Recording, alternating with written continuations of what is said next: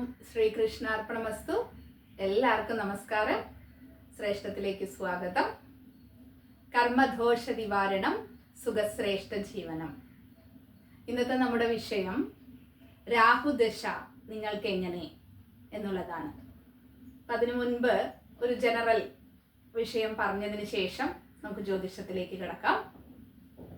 അക്ഷതം എന്ന് കേട്ടിട്ടുണ്ടാവും അല്ലേ? അക്ഷതം എന്ന് പറയുമ്പോൾ എന്താണ്? നമ്മൾ ശുഭകാര്യങ്ങൾക്കായിട്ട് ഉപയോഗിക്കുന്ന ഒരു വസ്തുവാണ്. അപ്പൊ ക്ഷതം എന്ന് പറഞ്ഞാൽ നമുക്കറിയാം, മുറിവുണ്ടാവുക അല്ലേ? അങ്ങനെയാണ്. അപ്പോൾ ക്ഷതമില്ലാത്തതാണ് അക്ഷതം കൊണ്ട് ഉദ്ദേശിക്കുന്നത്. ഒടിവില്ലാത്തത്, ചതവില്ലാത്തത് എന്നൊക്കെ പറയാം. അപ്പൊ അക്ഷതം തയ്യാറാക്കുമ്പോൾ നമ്മൾ ശ്രദ്ധിക്കേണ്ട കാര്യങ്ങൾ എന്തൊക്കെയാണ്? 3 വസ്തുക്കളാണ് എന്ന് നമുക്കറിയാം അല്ലേ?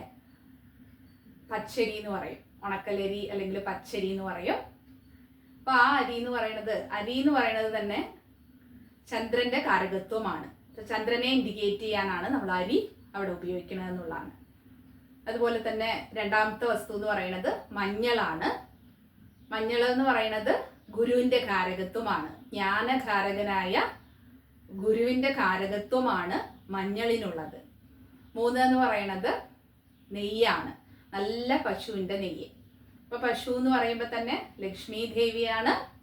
നമ്മുടെ സനാതന ധർമ്മം വളരെ ഭക്തിയോടെ ആരാധിക്കുന്ന ഒരു മൃഗമാണ് പശു അല്ലേ? അപ്പൊ പശു എന്ന് പറയുമ്പോൾ ലക്ഷ്മി ദേവിയാണ് നമ്മൾ കാണുന്നത്.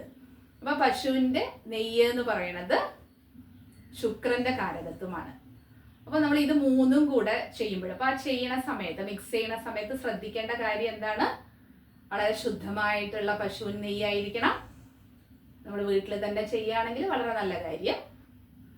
കെമിക്കലൊന്നും ഇല്ലെന്ന് ഉറപ്പ് വരുത്താനായിട്ട് സാധിക്കും. അതുപോലെ തന്നെ നമ്മുടെ തോട്ടത്തിലൊക്കെ ഉണ്ടായിട്ടുള്ള മഞ്ഞൾ കൊണ്ടുള്ള മഞ്ഞൾപ്പൊടിയാണെങ്കിൽ അതും ഗുണം കൂടും എന്നുള്ളതാണ്. പിന്നെ അരിയുടെ കാര്യത്തിൽ ഇതുപോലെ ഒടിവ് ചതവില്ലാത്ത അരി എടുക്കുക എന്നുള്ളതാണ്. അങ്ങനെ ഈ 3ഉം കൂടെ മിക്സ് ചെയ്തതിന് ശേഷമാണ് നമ്മൾ വെക്കുന്നത്. അപ്പൊ എല്ലാ ശുഭകാര്യങ്ങൾക്കും അപ്പൊ അവിടെ എന്ത് സംഭവിക്കുന്നു? ചന്ദ്രൻ, ഗുരു, ശുക്രൻ എന്നീ 3 ഗ്രഹങ്ങളുടെ ഒരു പോസിറ്റീവായിട്ടുള്ള സമന്വയമാണ് നമ്മൾ ഇത്തരം ആചാരങ്ങൾ ചെയ്യുമ്പോൾ ഉണ്ടാവുന്നത്. അപ്പൊ തീർച്ചയായിട്ടും എന്ത് സംഭവിക്കുന്നു? വളരെ ഐശ്വര്യപൂർണമായിട്ട്. ഇപ്പൊ ഒരു വിവാഹത്തിനാണ്, നവദമ്പതികളുടെ വിവാഹം കഴിഞ്ഞ് താലികെട്ടൊക്കെ കഴിഞ്ഞതിന് ശേഷമാണ് നമ്മൾ അക്ഷതം ഉപയോഗിക്കണമെങ്കിൽ അവർക്ക് ദീർഘമാംഗല്യം ഉണ്ടാവണം അല്ലെ? ദീർഘനാൾ അവർ വളരെ സന്തോഷമായിട്ട് ജീവിക്കണം എന്നൊരു സങ്കല്പം വെച്ചുകൊണ്ടാണ് ഇത് ചെയ്യുന്നത്. അപ്പൊ അത്രയും ശുദ്ധതയോടുകൂടെ ചെയ്യുമ്പോൾ തീർച്ചയായിട്ടും അതിന്റെ ഗുണഫലം ഉണ്ടാവും എന്നുള്ളതാണ്. ഓക്കെ, ഇനി നമുക്ക് നമ്മുടെ വിഷയത്തിലേക്ക് കിടക്കാം. രാഹു എന്ന് പറഞ്ഞാൽ തന്നെ എല്ലാവർക്കും അല്പം ഭയമുള്ളവരാണ് അല്ലെ? അപ്പൊ ഏതൊക്കെ പൊസിഷനിൽ രാഹു നിൽക്കുമ്പോഴാണ് നമുക്ക് കുറച്ച് ആശ്വാസം ഉണ്ടാവുന്നത്, അല്ലെങ്കിൽ നമുക്ക് ധനം സമ്പാദിക്കാനൊക്കെ കഴിയണമെന്നുള്ള ഒരു പോയിന്റാണ് നമ്മൾ ഇന്ന് നോക്കുന്നത്. ഇപ്പൊ ഒരു മായാജാലക്കാരനാണ് രാഹു. അത്ര വേഗം ആർക്കും പിടിതരില്ല എന്നുള്ളതാണ്. അപ്പൊ ധാരാളം നമ്മൾ ബുക്കൊക്കെ വായിക്കുമ്പോൾ, ഈ ജ്യോതിഷ സംബന്ധമായിട്ടുള്ള പുസ്തകങ്ങളൊക്കെ വായിക്കുമ്പോൾ ധാരാളം അറിവുകൾ ശേഖരിക്കാനായിട്ട് നമുക്ക് സാധിക്കും എന്നുള്ളതാണ്. പക്ഷെ രാഹുവിന്റെ കാര്യത്തിൽ കുറച്ചുകൂടെ സൂക്ഷ്മമായിട്ടുള്ള ഒരു നിരീക്ഷണം ഉണ്ടെങ്കിൽ മാത്രമേ ശരിയായിട്ടുള്ള ഒരു പ്രവചനത്തിൽ എത്താനായിട്ട് സാധിക്കുള്ളൂ. എന്തുകൊണ്ടാണ് അങ്ങനെ പറയണതെന്ന് വെച്ചാൽ, രാഹുവിന് ദൃഷ്ടിയുണ്ട് എന്നൊക്കെ നമ്മൾ ബുക്കിൽ വായിക്കാൻ ഇടയായിട്ടുണ്ട്. സത്യത്തിൽ നമ്മൾ ചിന്തിച്ചു നോക്കുക, ഛായാഗ്രഹമാണ് അല്ലെ? ഇപ്പൊ രാഹുവിന് എന്ന് പറയുന്നത് നമ്മൾ 9 ഗ്രഹങ്ങളുണ്ട്. അതിൽ ഒന്നാണ് രാഹു, ഒന്ന് എന്ന് പറയുന്നത് കേതുവാണ്. അപ്പൊ ഈ രാഹു കേതുകൾക്ക് എന്ന് പറയുന്നത് നമ്മുടെ 12 രാശി ചാർട്ടിൽ തന്നെ ഇടവില്ല എന്നുള്ളതാണ്. പ്ലേസ് ആണ് രാഹുവിന് ഉണ്ടോ എന്ന് പറയാനായിട്ട് സാധിക്കുമോ? ഇല്ല. ബാക്കിയുള്ള 7 ഗ്രഹങ്ങൾക്ക് മാത്രമാണ് രാശി ചാർട്ടിൽ സ്ഥാനമുള്ളത്. ഇപ്പൊ രാഹുവിന് എന്ന് പറയുന്നത് എന്തില്ല? പ്രത്യേകിച്ച് ഒരു വീടില്ല. അതുകൊണ്ട് തന്നെ അതിന് കാരകത്വം ഉണ്ടോ എന്ന് പറയാനായിട്ട് സാധിക്കുമോ? ഇല്ല. പക്ഷെ ദൃഷ്ടി ഉണ്ട് എന്ന് പറയും. ഉച്ചനീചം സംഭവിക്കണത് ഇന്ന രാശിയിലാണ് എന്നൊക്കെ പറയും. അപ്പൊ അതിനെ കുറിച്ച് എന്റെ കാഴ്ചപ്പാടിൽ അതിലൊന്നും ഒരു യുക്തി ഉണ്ടെന്ന് എനിക്ക് തോന്നിയിട്ടില്ല. അപ്പൊ നിങ്ങളുടെ യുക്തിക്ക് അനുസരിച്ച്, ഇപ്പൊ ഞാൻ ഈ പറയുന്ന കാര്യങ്ങള് തീർച്ചയായിട്ടും നിങ്ങളുടെ യുക്തിക്ക്, നമ്മളൊരു ഹൊറോസ്കോപ്പ് കാണുമ്പോൾ ഈ പറഞ്ഞ പോയിന്റ്സുകൾ അവിടെ കറക്റ്റ് ആയിട്ട് കണക്ട് ആവുണ്ടെങ്കിൽ മാത്രമേ നമ്മളത് ഫോളോ ചെയ്യേണ്ട ആവശ്യമുള്ളൂ. അപ്പൊ തീർച്ചയായിട്ടും ധാരാളം വായിക്കുക, ധാരാളം ഇതിനെക്കുറിച്ച് മനസ്സിലാക്കുക. എന്നിട്ട് നമ്മുടെ ബുദ്ധിക്കും യുക്തിക്കും നിരക്കുന്ന രീതിയിൽ നമ്മൾ മുന്നോട്ട് പോവുക. അപ്പൊ അങ്ങനെ വരുമ്പോൾ പ്രത്യേകമായിട്ട് ശ്രദ്ധിക്കേണ്ട ഒരു കാര്യം എന്ന് പറയുന്നത് രാഹുവിന്റെ ദൃഷ്ടിയും ഉച്ചനീചത്വങ്ങളും നോക്കേണ്ടതില്ല എന്നുള്ളതാണ്. പിന്നെ എന്താണ് ശ്രദ്ധിക്കേണ്ടത്? ഇപ്പൊ രാഹു നിൽക്കുന്ന രാശി, ആ രാശിയുടെ അധിപൻ. ഇപ്പൊ സാധാരണ രീതിയിൽ പറയണത് ചരരാശികളിൽ രാഹു ഇരിക്കാം എന്ന് പറയുന്നുണ്ട്. ഏതൊക്കെയാണ് ചരരാശികൾ? ചരം, സ്ഥിരം, ഉഭയം. ഇതൊക്കെ ഒരു ബേസിക് ആയിട്ടുള്ള ഒരു അവയർനെസ് ഉള്ള എല്ലാവർക്കും വളരെ പെട്ടെന്ന് തന്നെ മനസ്സിലാക്കാനായിട്ട് സാധിക്കും. അപ്പൊ ചരരാശികൾ എന്ന് പറയുന്നത് മേടം, കർക്കിടകം, തുലാം, മകരം ചരരാശികളാണ്. അപ്പൊ ഈ ചരരാശികളിൽ രാഹുവിന് ഇരിക്കാം എന്നൊരു പ്രമാണത്തിൽ പറയുന്നുണ്ട്. പിന്നെന്ന് പറയുന്നത് ശുഭഗ്രഹങ്ങളായിട്ടുള്ള ശുക്രന്റെ, ബുധന്റെ, ഗുരുവിന്റെ വീട്ടില് രാഹു ഇരിക്കുന്നതും നല്ലതാണെന്ന് പറയുന്നുണ്ട്. അപ്പോൾ അതിനൊക്കെ പറയുമ്പോഴും അങ്ങനെയൊക്കെ പറയുമ്പോഴും അതിനും എന്തുണ്ടാവണം? ഭാവബന്ധമൊക്കെ വരുമ്പോൾ ഇപ്പൊ ഇങ്ങനെ ഒരു പോയിന്റ് നമ്മൾ മനസ്സിലാക്കി വെച്ചു, ധനുവില് രാഹു ഇരുന്നാൽ നല്ലതാണ് എന്നുള്ളത്.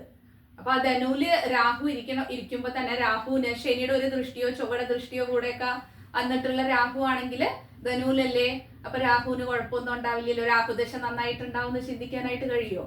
ഇല്ല. അപ്പൊ കാരണം കുറേ സ്റ്റെപ്സ് ഉണ്ട് ഇതില്.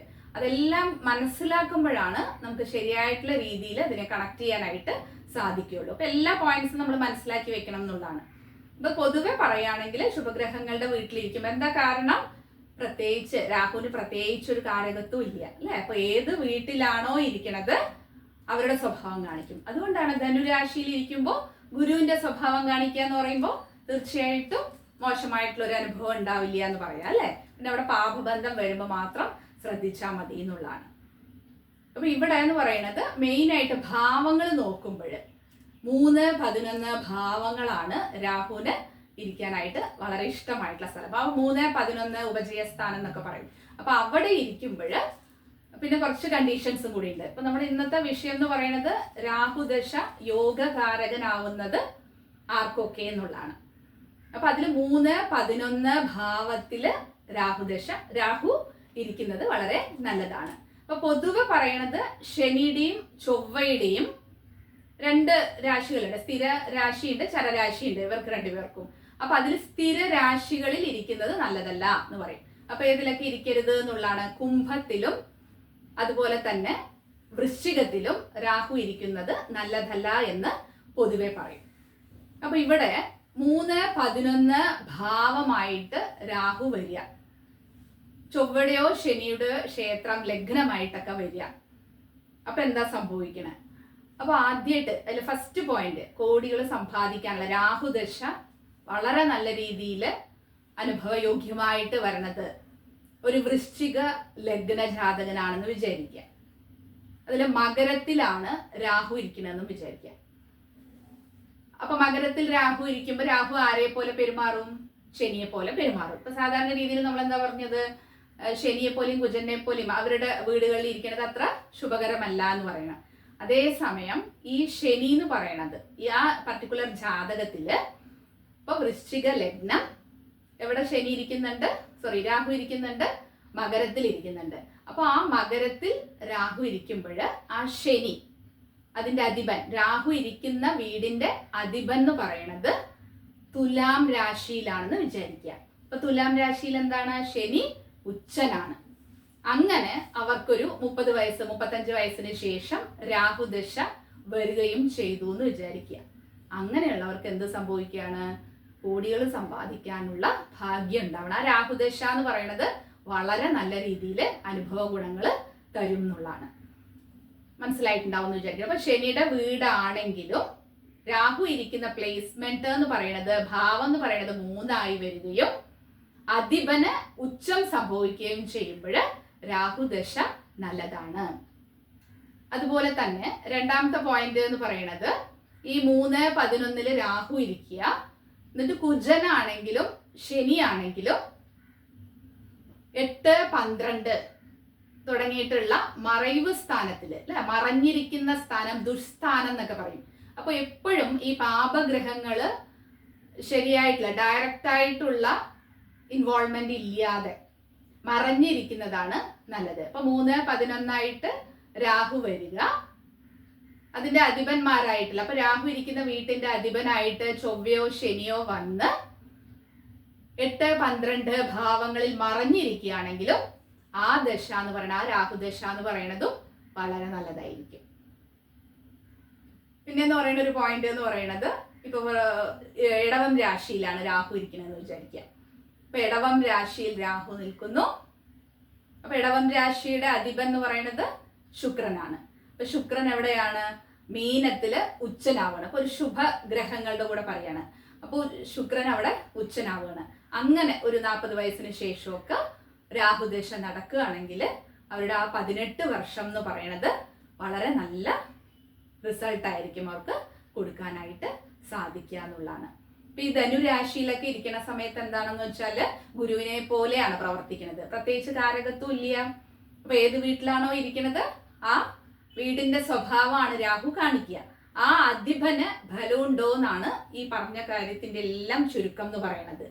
അപ്പൊ അധിപന്, രാഹു ഇരിക്കുന്ന വീടിന്റെ അധിപന് ഫലം ഉണ്ടെങ്കിൽ അവർക്ക് ശരിയായിട്ടുള്ള പ്രായത്തില്, അതായത് കുട്ടിപ്രായത്തിലൊക്കെ രാഹുദശ വന്നുകൊണ്ട് ഗുണമുണ്ടോ? ഇല്ല. നല്ല സമ്പാദിക്കാനുള്ള പ്രായത്തിലാണ് രാഹുദശയും കൂടെ വരുന്നത് എങ്കിൽ നല്ല രീതിയിൽ സമ്പാദ്യം ഉറപ്പുവരുത്താനായിട്ട് സാധിക്കും എന്നുള്ളതാണ്. ഇപ്പൊ രാഹുവിനെ കുറിച്ച് ധാരാളം സംസാരിക്കാനുണ്ട്. വളരെ സിമ്പിളായിട്ട് പറഞ്ഞു എന്ന് വിചാരിക്കുന്നു, മനസ്സിലായിട്ടുണ്ടാവും എന്ന് വിചാരിക്കുന്നു. നമുക്ക് നെക്സ്റ്റ് വേറൊരു വിഷയവുമായിട്ട്. ഇപ്പൊ രാഹുവിനെ ഭയപ്പെടേണ്ടതില്ല.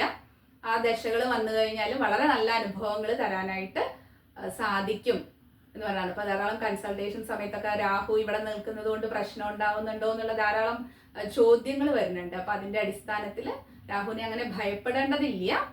അതിന് അശുഭഗ്രഹങ്ങളുമായിട്ടുള്ള ബന്ധങ്ങളും ദൃഷ്ടികളും ഒക്കെ വരുമ്പോൾ മാത്രമേ നമ്മൾ ശ്രദ്ധിക്കേണ്ടതുള്ളൂ. അല്ലെങ്കിൽ നല്ല രീതിയിൽ നമുക്ക് വിജയം കൊയ്യാനായിട്ട്, നന്നായിട്ട് ധനം സമ്പാദിക്കാനായിട്ടുള്ള ചാൻസസ് ഒക്കെ ഈ രാഹു കൊണ്ടുവരും എന്നുള്ളത് ഓർക്കേണ്ടതാണ്. അപ്പൊ എല്ലാ കാര്യങ്ങളും മനസ്സിലാക്കിയിട്ട് വേണം നമ്മളൊരു പ്രിഡിക്ഷനിലേക്ക് എത്തേണ്ടത്. ഇപ്പൊ കമന്റ്സ് ആയാലും ശ്രദ്ധിക്കുമ്പോൾ ജസ്റ്റ് ഒരു ടൈമും പ്ലേസ് ഓഫ് ബർത്തും ഡേറ്റും ഒക്കെ കൊടുത്തിട്ട് എങ്ങനെയാണെന്ന് ചോദിക്കും. അപ്പൊ കുറച്ച് വർഷങ്ങൾക്ക് മുമ്പ്, ഞാനൊക്കെ ചെറിയ കുട്ടിയാവുമ്പോൾ ഈ ബുക്കുകളിൽ വാരാന്ത പതിപ്പിലൊക്കെ ഉണ്ടാവും നമ്മുടെ നക്ഷത്രം. അപ്പൊ ആദ്യത്തെ ഒന്നും നമുക്ക് അന്ന് വായിക്കുമ്പോൾ തന്നെ നമുക്ക് മനസ്സിലാവും ഈ ആഴ്ച ഇങ്ങനെയെന്നൊക്കെ പറയുമ്പോൾ ഒന്നും തന്നെ സത്യത്തിൽ അതൊന്നും നടന്നിട്ടില്ലല്ലോ എന്ന് വിചാരിച്ചു പോയിട്ടുണ്ട് അല്ലെ.